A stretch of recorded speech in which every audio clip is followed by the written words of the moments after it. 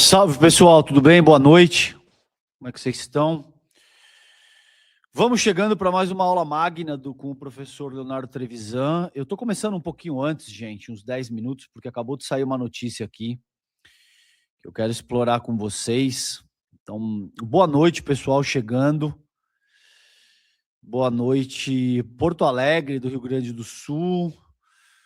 Me digam também de onde vocês estão falando, tá? Aí, ó, Casimiro de Abreu, da Baixada Litorânea do Rio.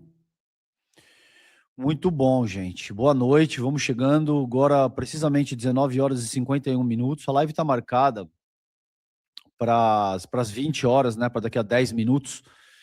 Mas eu quis começar antes. Boa noite, Elaine de Contagem, Lúcia, Helena de Aracaju.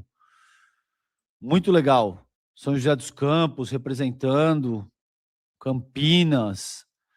Muito legal.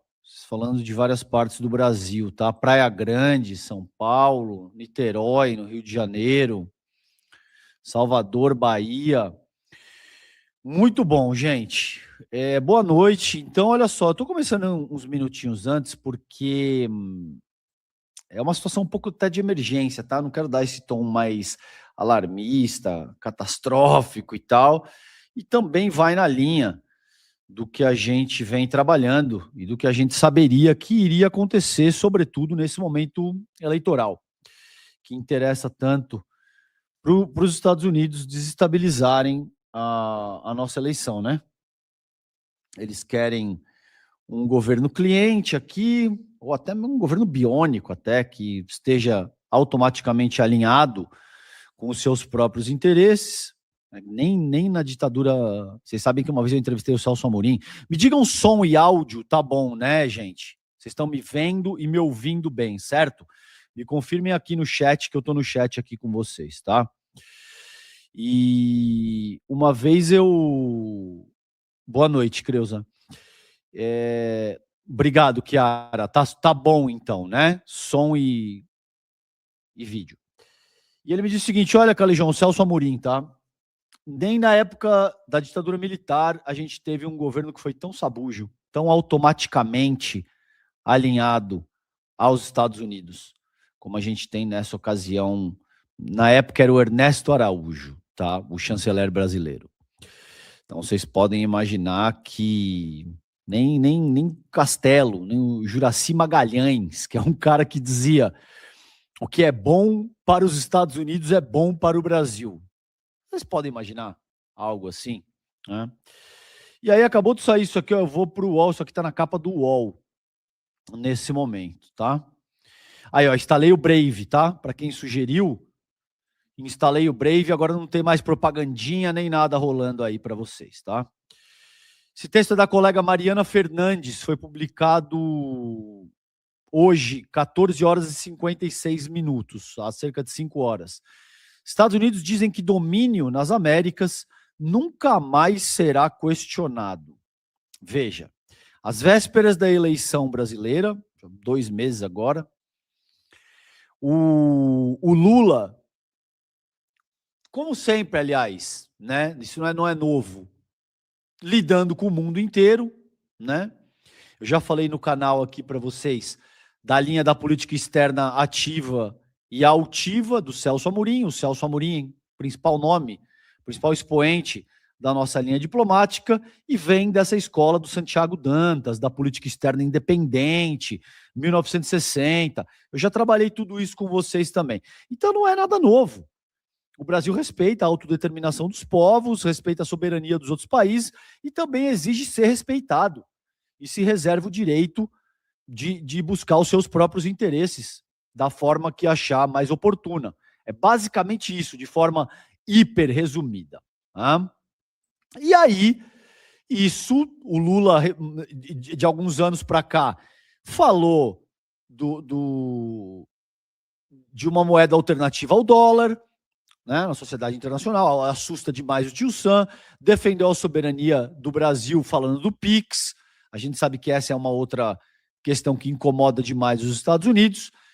E o que incomoda os Estados Unidos é ter um país soberano gigante, forte como o Brasil, que está disposto a negociar com o mundo inteiro e está disposto a conversar com o mundo inteiro, a não ser que a gente tenha um governo bolsonarista ou a lá Tarcísio de Freitas, tá?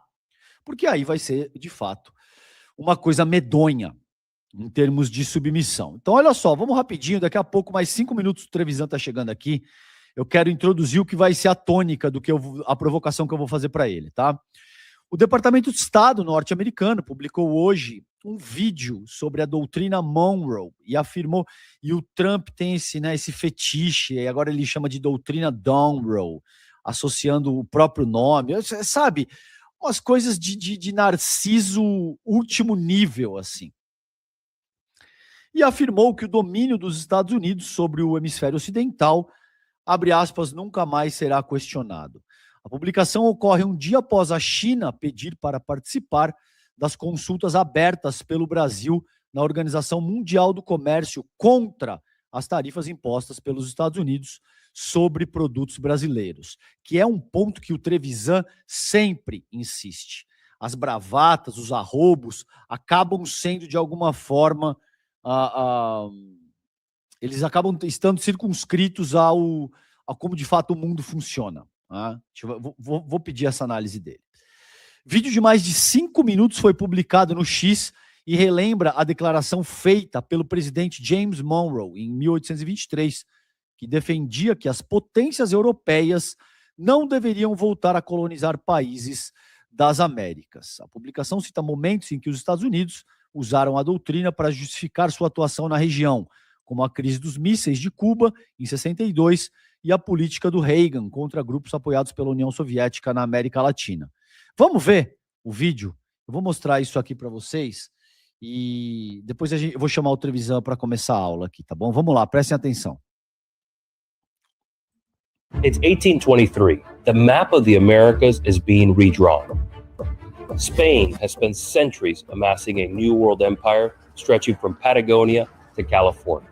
Now their grip was slipping fast. One by one, Spain's colonies are declaring independence. And back in Europe, the old empires are not taking it well. They're asking themselves, what's to stop us from taking it all back? The United States had come into being mere decades ago in the Revolution. Then we fought Britain again in the War of 1812. America was concerned of the involvement of foreign empires in the New World. Now, America sensed an opportunity to establish a new order. Britain, focused on protecting its trade with the emerging nation, proposed a joint declaration with the United States to deter intervention. But Secretary of State John Quincy Adams, suspicious of British motives, convinced President James Monroe to act independently. Monroe then declared a decree to Congress, among the boldest diplomatic statements in American history. The American continents, by the free and independent condition which they have assumed and maintained, are henceforth not to be considered as subjects for future colonization by any European powers. Fast forward to the modern era, where the doctrine has found its latest champion in President Trump. Through the execution of Operation Absolute Resolve, the United States seized Venezuelan dictator Nicolás Maduro, transporting him to American soil to answer for charges of narco-terrorism. This calculated maneuver delivered a resonant signal across the hemisphere, punctuated by President Trump's own declaration. Under our new national security strategy, American dominance in the Western Hemisphere will never be questioned again. Over 2 centuries, Monroe's declaration had shaped U.S. foreign policy across administrations and throughout fundamentally different geopolitical eras. What began as a warning to European powers evolved into a framework for regional dominance, one that remains the cornerstone of American strategy in the hemisphere today.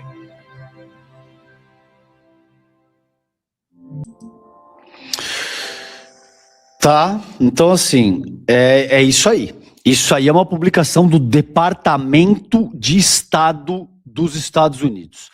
Trevisan, eu vou te chamar aqui para o palco, vamos lá? Então, gente, chegando aqui, professor Leonardo. Olá, meu que cara. momento Olá, César. atual da geopolítica que a gente vive, Trevisan. Boa noite, como é que você está, querido? Eu estou bem, César. Como vai você? Estou sem o seu som aqui, Trevisan. Não sei se o chat está ouvindo o professor, não. Não, deve estar havendo algum probleminha. Espera aí, vamos ver. Está me ouvindo? Não, tô sem teu áudio aqui, televisão. Eu vou precisar sair e Não sei voltar. se é alguma coisa no StreamYard aqui. É. Vocês estão ouvindo o professor Trevisan? Vocês estão ouvindo no chat? Então, pera só, deixa eu ver, Trevisan. Deve ser alguma coisa aqui, se eu tirar o... Aí contigo. Porque se eles estão ouvindo, o meu microfone... Eu mudei para o Brave, o Trevisan.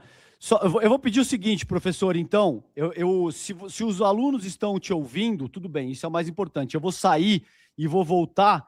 E a minha provocação inicial, que eu gostaria de te ouvir, Trevisan, é sobre esse vídeo do Departamento de Estado que a gente viu de uma forma muito agressiva, tá? Colocando, portanto, que o hemisfério inteiro é a área deles e que eles não podem ser questionados. Eu vou sair um pouquinho e entre para ver se eu consigo te escutar, Trevisan. Bom, nós te esperamos. O palco da sala é contigo, professor. Vai lá, nós te esperamos. Vai lá. Vamos aguardar 2 minutinhos para o César voltar e ele já acompanha a nossa conversa.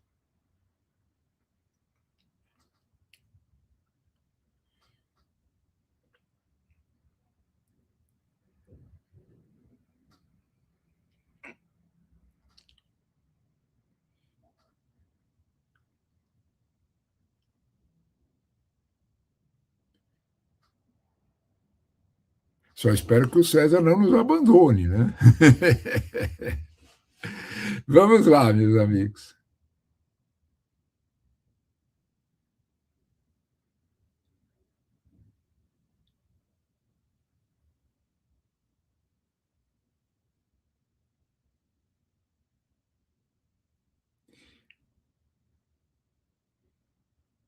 Bom, meus caros, eu vou comentar alguma coisa sobre o vídeo, né?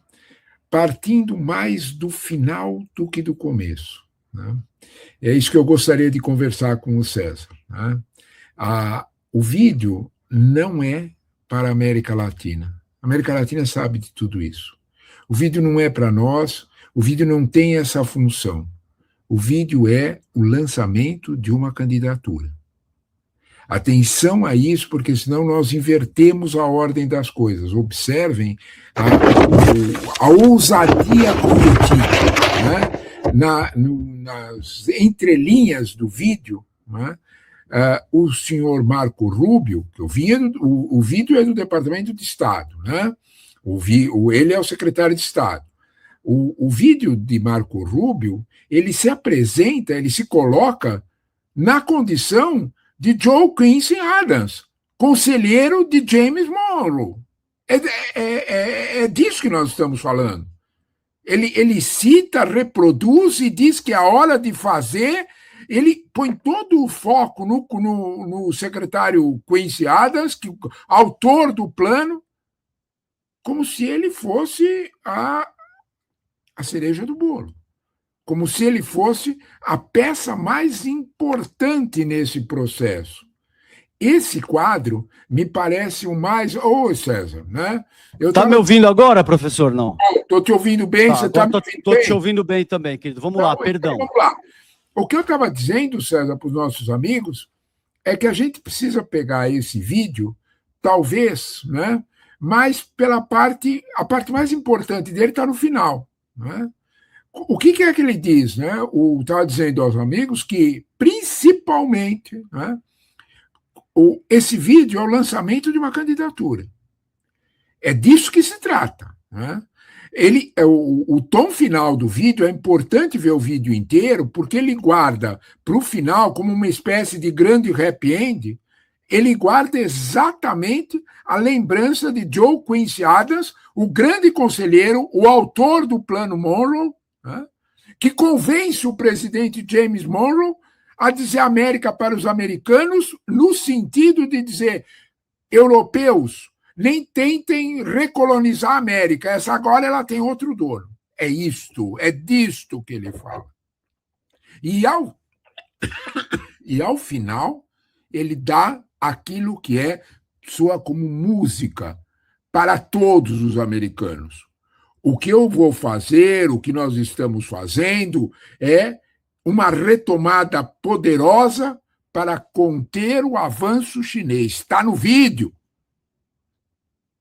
Atenção a isso, meus amigos. O vídeo não é para a América Latina. O vídeo é para o americano. Atenção.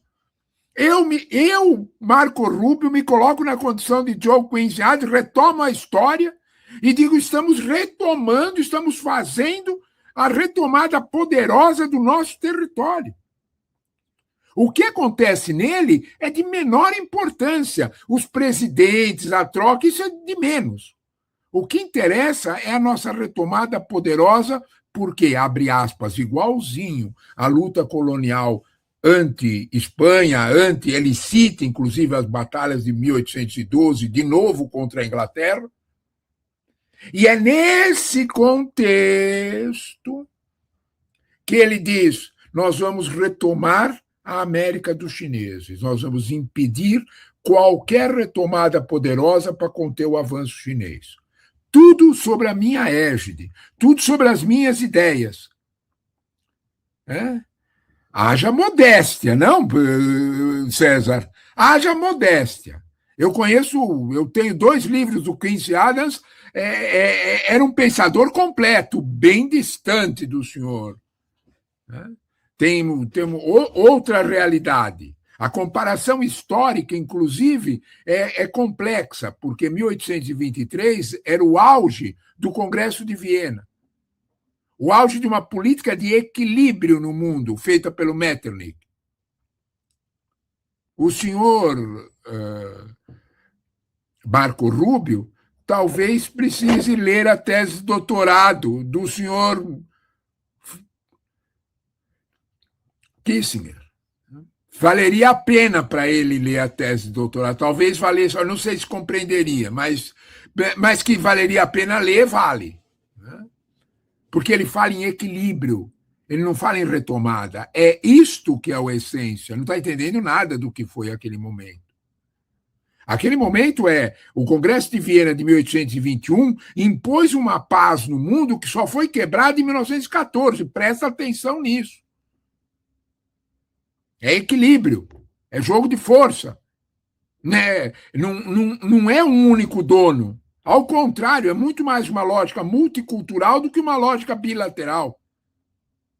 Então, devagar. O exemplo é mal escolhido, não importa. O que importa é a ousadia. O que importa é o recado. Agora, sabe o que eu acho? O senhor Trump e o senhor Marco Rubio não dão sorte. Porque no mesmo dia em que eles lançam esse vídeo, o Irã dá um sonoro não para eles e diz, só tem acordo se vocês pagarem o que fizeram. Simples assim, só com indenização. E o Trump entende perfeitamente que não tem mais como bombardear o Irã. O Trump modera o discurso, presta atenção no discurso feito, eu vou bloquear o Irã economicamente. Ele inverte a situação, é o Irã que vive numa ascensão de inflação, não os Estados Unidos. A realidade está sendo dispensada, tudo bem, não é de hoje. Mas o momento escolhido não é dos melhores para fazer esse discurso. No momento em que a Arábia Saudita, o Paquistão e a Turquia se juntam num acordo de proteção mútua, porque eles sentem que não é os Estados Unidos mais que vai protegê-los. Atenção, olha os países. É Arábia Saudita, Turquia e Paquistão. Nós estamos olhando uma rocada, quem joga xadrez sabe disso, nós estamos olhando uma mudança no jogo que é brutal. O quadro de avanço dos Estados Unidos está absolutamente fora da realidade. Ao contrário, é frágil, não é de avanço. É só prestar atenção no acordo da Arábia Saudita, Paquistão e Turquia, nesse mesmo dia, No momento em que o Irã diz o seguinte, não é só que eu vou abrir Hormuz conforme as minhas exigências. Eu quero uma indenização. Eu quero as sanções todas levantadas. Eu quero o Líbano de volta. É nesse momento que o Marco Rubio lança a sua candidatura dizendo, não, olha, fica tranquilo, viu? Nós estamos perdendo o resto do mundo, mas a América é só nossa, eu vou garantir. É disto que se trata, meus amigos. É uma má escolha do momento, é um lançamento de candidatura, se trata disto, não se trata de outra realidade. Eu tenho muita cautela em falar em declínio do Império Americano. Cuidado com isso. Não é assim. Não é instantâneo. Mas os sinais são bastante fortes, vamos dizer desta forma, de má gerência da empresa. Vamos dizer desta forma. Ontem, no Financial Times, saiu um artigo do Gideon Rachman que vale a pena a gente ler só pelo finalzinho. No finalzinho ele diz o seguinte, vocês já notaram que o juro cobrado para vender título da dívida americana sobe sem parar, porque eles estão com 6% do déficit de déficit público, 6% do PIB. Esse índice é maior que o da Grécia. Como é que é? A Grécia, aquela falida, está vendendo título mais barato do que os Estados Unidos. Desculpe, a descoberta não é minha, não. Vamos dar a quem tem. É do Gideon Rachman no Financial Times. Eu não tenho nenhuma fonte secreta. Está aí. Abre o jornal ontem, dá um Google lá, vocês leem o artigo inteiro, que, aliás, é muito interessante. Sobre outras coisas, inclusive. Mas esse aí é o ponto forte. Ele deixou para o final do artigo isso, porque esse é o ponto forte. Há uma perda de confiança na realidade americana que é muito forte, que é muito significativa. Desculpe a minha observação um pouco contundente. Marco Rubio está muito aquém das necessidades do cargo. Ele não está percebendo exatamente o tamanho das mudanças no mundo, a violência dessas mudanças. Ele está aquém das necessidades do cargo. Comparar-se a Quincy Adams é um exagero perigoso, né? Porque, de fato, ele falta muito para ser o Quincy Adams. Quincy Adams tinha uma outra realidade, um outro contexto, era outro mundo, 1823. Era uma construção de um mundo multilateral, feito por quem tinha conseguido vencer Napoleão. É isso aí, tá? Desculpe, papo de historiador, conversa.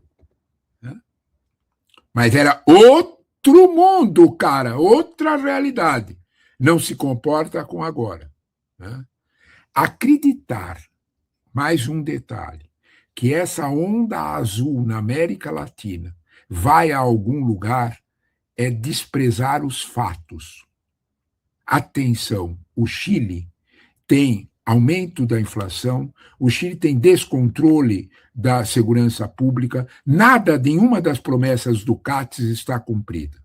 Na Bolívia, todos os mineradores bolivianos continuam em greve fechando estrada, nós é que não noticiamos. Sobre a Colômbia, né, talvez as forças divinas tenham perdido a paciência, né? Porque o terremoto foi bem violento. Né? Então, quando nós olhamos para esse quadro, né, e a ação do La Espriella ficou aquém, todos os atos, ele não sabe o que fazer. Pelo contrário, o presidente Lula foi hábil em imediatamente oferecer as condições de ajuda do Estado brasileiro para a Colômbia, como fez com a Venezuela. Mesma coisa. Colocou à disposição, nós temos várias equipes de socorro para esse tipo de situação que agiram rápida. Então, ao contrário do que se imagina, esta onda azul não está produzindo aquela certeza. O Chile tem praticamente um ano, a Bolívia tem praticamente um ano e a crise está instalada. Nós aqui noticiamos muito pouco sobre Milei. Na sexta-feira, hoje nós estamos na terça, houve uma guerra civil na frente da Casa Rosada e do parlamento, com todas as forças sindicais numa grande manifestação contra uma lei de propriedade privada, né, que, na prática, no frigir dos ovos, né, ela anula conquistas sindicais. Então, o prato está pronto. Uma pesquisa que saiu no domingo mostrou que 64%, olha o número, 64% dos argentinos não têm qualquer esperança de vida melhor. Atenção, é da Ipsos Reuters a pesquisa. Eu vou dar a fonte, quem quiser ler mais detalhes, é um excelente artigo da Silvia Colombo na Folha de São Paulo. Quem quiser ler, está lá. Bota Silvia Colombo no Google que vai aparecer o arquivo. Vocês vão ter uma ideia melhor do ânimo dos argentinos. De que onda azul nós estamos falando? Olha aqui. Alguém acredita que a Colômbia, o Cepeda já avisou, nós vamos para a resistência civil. Cepeda é o candidato derrotado. Então, porque foi 49,8 contra 48,7 o resultado. As áreas mais pobres da Colômbia, mais vítimas das redes sociais, é que deram a vitória para o La Espriella. Né?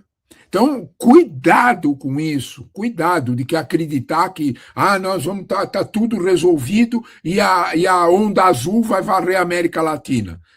Eu desconfio que Marco Rubio está mal informado sobre essa situação.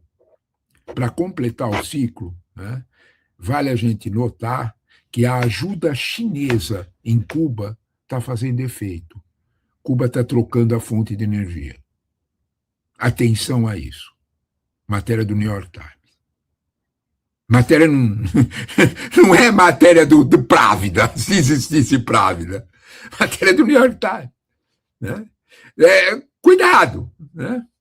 As coisas não são tão simples. E eu acho que esse vídeo está aquém da realidade. É um lançamento de candidatura em momento inapropriado.